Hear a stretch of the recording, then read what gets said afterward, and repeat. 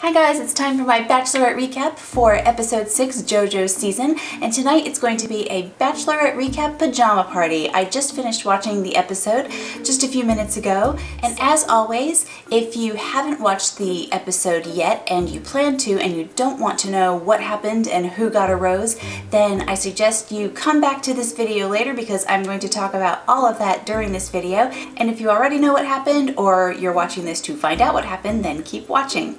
Also, as always, I have my notes here, so I will be referring to them from time to time.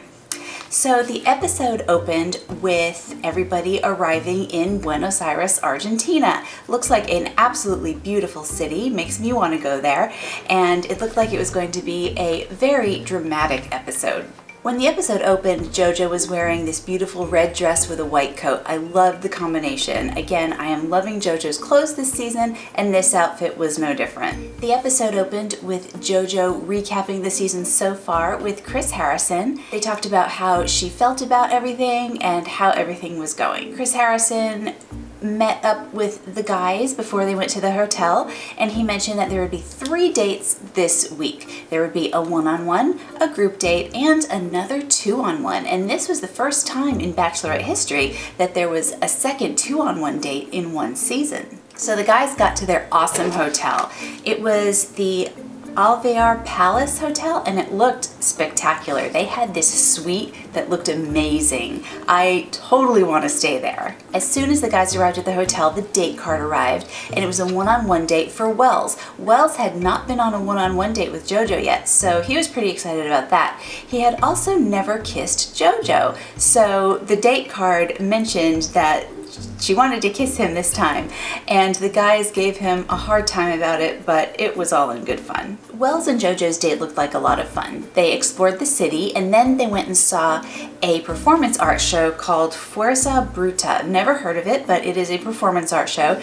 They watched some of the show, and then they were trained to perform in the show, so they got to experience that, and it was something that they were able to work on together and have a lot of fun. And then meanwhile, back at the hotel, the guys were speculating on whether Wells would be sent home, and they were talking about his relationship with JoJo compared to theirs. And then back on the date, JoJo and Wells finally kissed. And then they went to the dinner part of the date in the evening. Again, JoJo wore a really pretty outfit, a very pretty dress and coat combination. Again, the dress was a beaded dress, and then she had a black coat with it, and it was just a really pretty outfit.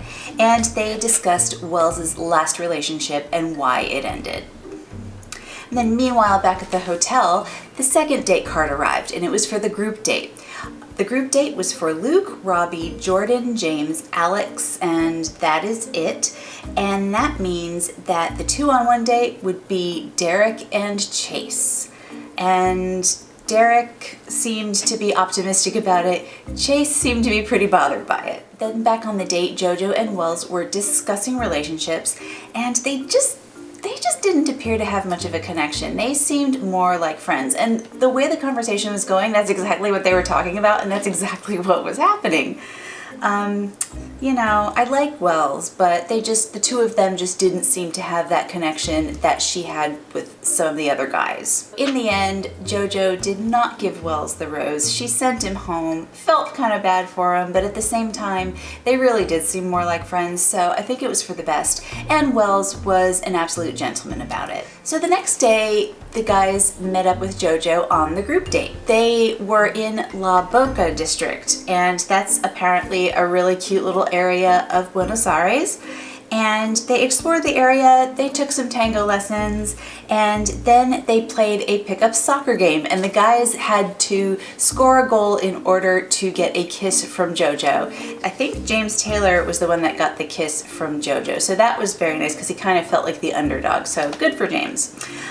Then there was, of course, the evening part of the date, which was a cocktail party, and James Taylor seemed to be kind of insecure this time. He kept comparing himself to people like Luke and Jordan, and then meanwhile, back at the hotel, the two-on-one date card arrived. Chase seemed to be more bothered by it than Derek.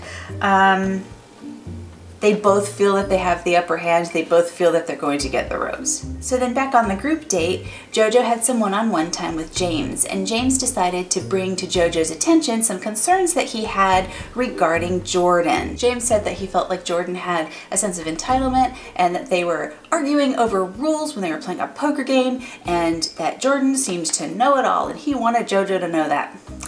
I don't think that's anything to tattle about. I don't know. Apparently Jordan got on James's nerves, but I don't know. It just seemed a little silly to me. I like James, but it seemed a little silly to me. So JoJo was concerned because she thought maybe this was a side of Jordan that she had not seen. It doesn't sound like anything that would make Jordan a monster though. I think he's just getting on James's nerves. So then JoJo talked one-on-one with Jordan, and she asked Jordan about what James said. Jordan said the same thing. He and James had an argument about poker rules. Jordan stood his ground, and I don't know, I just don't see how that makes him a bad guy. Maybe it was just drama for the show, but in any case, she talked to Jordan. Things seemed to be smoothed over. Although Jordan was quite irritated with James because he didn't think that he would go to JoJo and say something like that. So then it was time for JoJo to give out the group date rose. She gave it to Luke, and I was really glad about that because I really like Luke. Luke seems to stay out of trouble, and I like the guys who stay out of trouble. Always on The Bachelor and Bachelorette, I like the people who stay out of trouble, so this was good. I was glad that she gave Luke the rose. So then the next day, we had the 2-on-1 date with Chase and Derek. Derek is considering it a 1-on-1, and Chase was shocked to be on a 2-on-1. You know, I don't like the 2-on-1. I just don't. It's kind of funny when it's two people who really can't stand each other. It's sometimes good when there's someone who obviously needs to go home and you're hoping that the Bachelor or Bachelorette picks the right one to go home.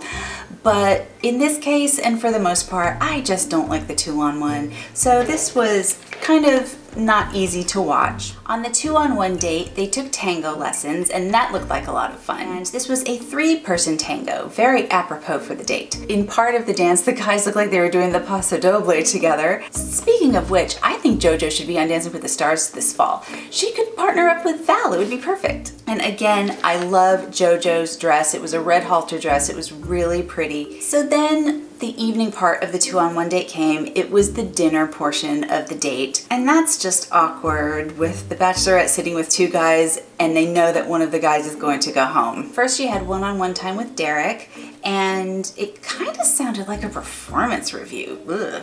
And he told JoJo that he was falling for her. She was glad to hear it. And then she had some one-on-one time with Chase, and that sounded like another performance review.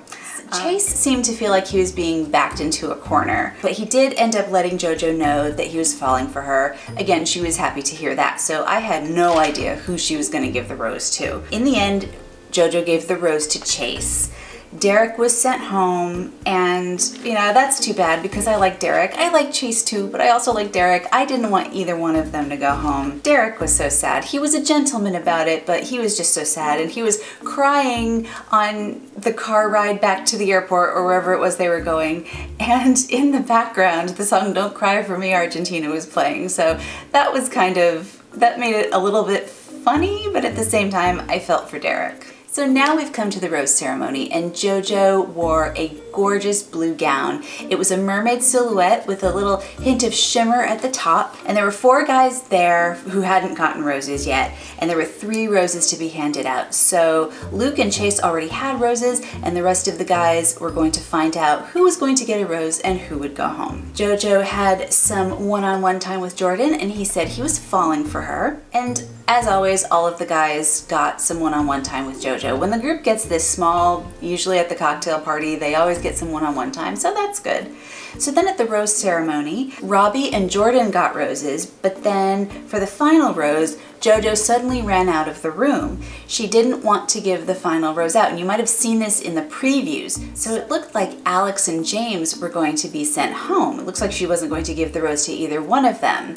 But the producers got us again because Chris Harrison came back with 2 roses. So Alex got a rose and James got a rose. So nobody went home at this rose ceremony because she just didn't want to send anyone home just yet. So that's nice. So thank you, producers. You got us again, and I love it. So that is my Bachelorette recap for episode 6.